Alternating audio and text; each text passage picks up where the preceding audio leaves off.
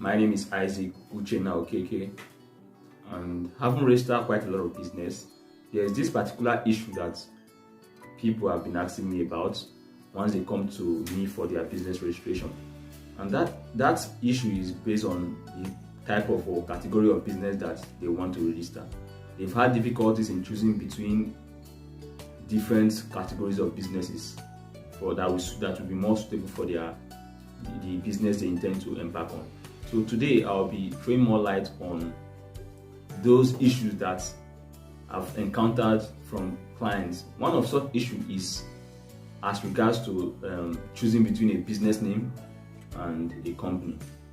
They tend to be confused as regards to that particular aspect. So now, what does a business name entail?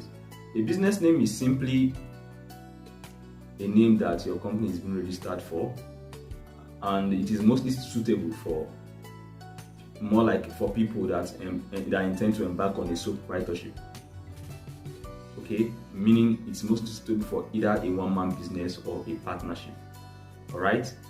So there are some elements or characteristics of a business name. If you tend to register your business as a business name, it has advantages, and one of them is that it comes with little or no capital. Meaning, if you have little or no capital, it is more suitable for you to register as a business name. Okay. Another advantage is the fact that it's and again, it is also advantageous in the sense that it doesn't require excessive formalities. All right. When it comes to decision making in a business name, it is swift. When it comes to there is no need for things like meetings, general meetings that can be seen in a company name registration. Okay, so now, though it has its own advantages, but it still has its own shortcomings, and one of them is that a business name is, but it still has its own shortcomings, and one of them is that a business name faces is simply this: if the proprietor dies, meaning the business comes to an end, since there is no continuity. It's a one-man business, so once the owner of the business dies, there's every probability that it comes to an end. And since it's not a formal kind of business, it's also disadvantageous in that aspect, right? And if you're talking about a business name, there's still what we call a partnership, right? It's a form of a business name, but a partnership encompasses 2 to 20 persons. So if you intend to register a business name, you can register as either a sole proprietorship or a partnership. That's if you have a partner or partners, as the case may be. And if you're having a partners, you must have at least 2 to 20 partners. That's the minimum requirement of the law. Okay. Now, that's for business name. There are some things you have to put into consideration when you're talking about a company registration. One of them is that there are various types of companies, various categories of companies. However, I won't be dealing on all of them. I'll be dealing on the most striking one, the most common one among people.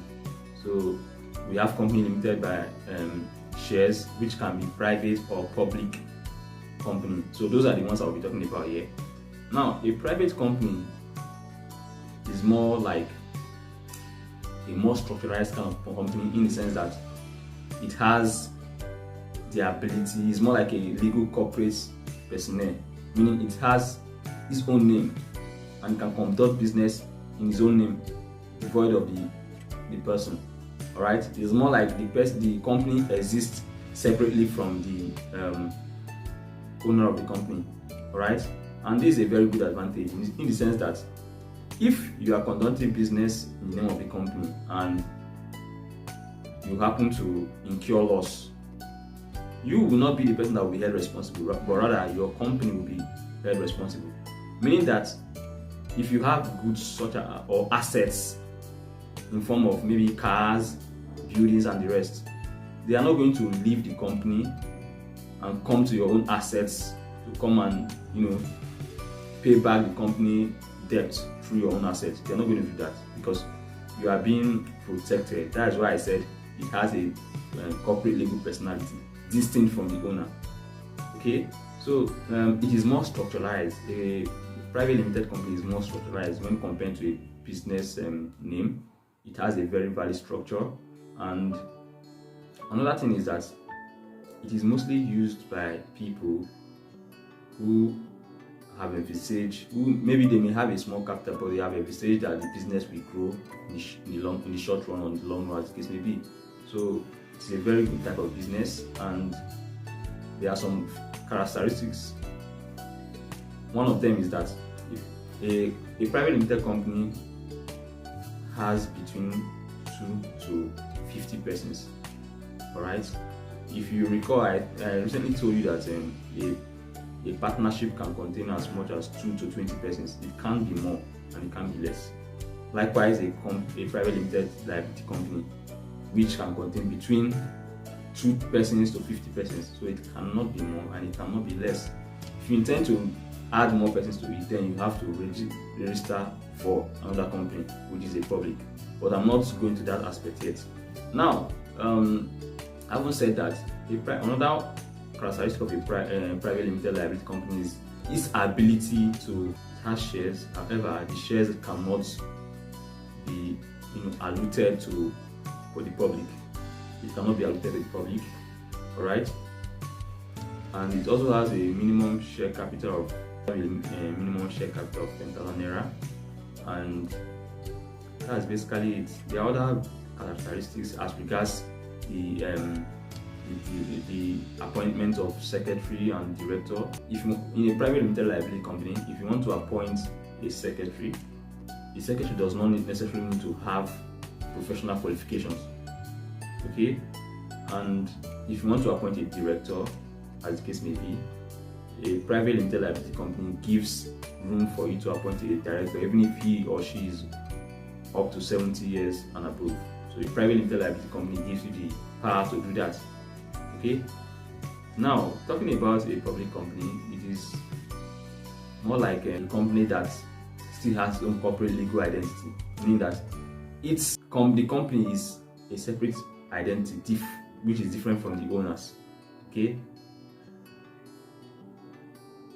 What this means is that, like I said in the previous one, if the company incurs a debt, individuals will not be held responsible. Okay, they won't be held responsible, rather the company, because the company has its own name.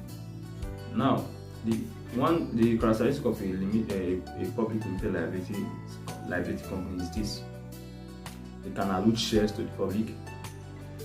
They can even give dividends to the public. All right. They have from 2 to unlimited numbers of persons. So if you have millions of persons, you can incorporate them under public limited liability company. Okay. However, in appointment of a director, before you appoint a director that is over 70 years of age, you need to seek resolution. There should be a resolution by the shareholders, who must have given approval before you be able to appoint the director on that particular company.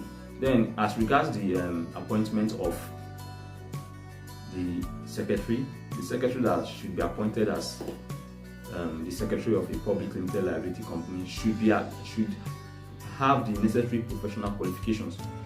Okay, and the share capital, the minimum share capital of a public limited liability company is 500,000. Okay, and 25% of it must be subscribed by its members. All right. Now, having said that, I need to give an instance or examples of what a public company entails in Nigeria. If you want to, some public companies in Nigeria are Zenith Bank PLC, it's a public company.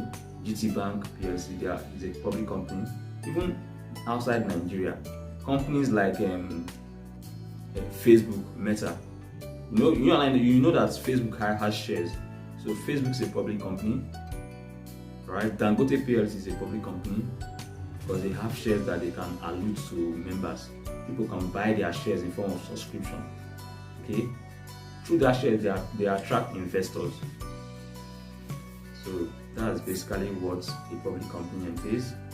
So now you know the meaning of the 3 types of company, the 3 types of businesses: a business name, a limited liability company or company limited by shares, a public limited liability company, and a private. So now that you know the meaning, before you embark on registration, you have to determine which one will better suit your business.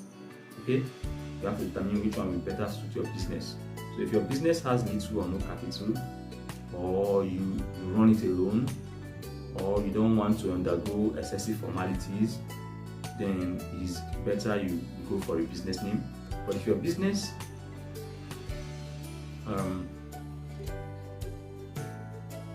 needs more like a structurized platform that entails you having a director,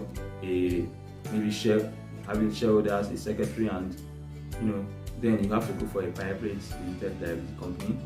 And if your business have probably more than 50 members and you want to allot shares to the public in form of getting investors, then a public limited liability company will be the most stable company for you. Alright, so I believe this video is quite elaborate enough. Alright, thank you very much and remain blessed.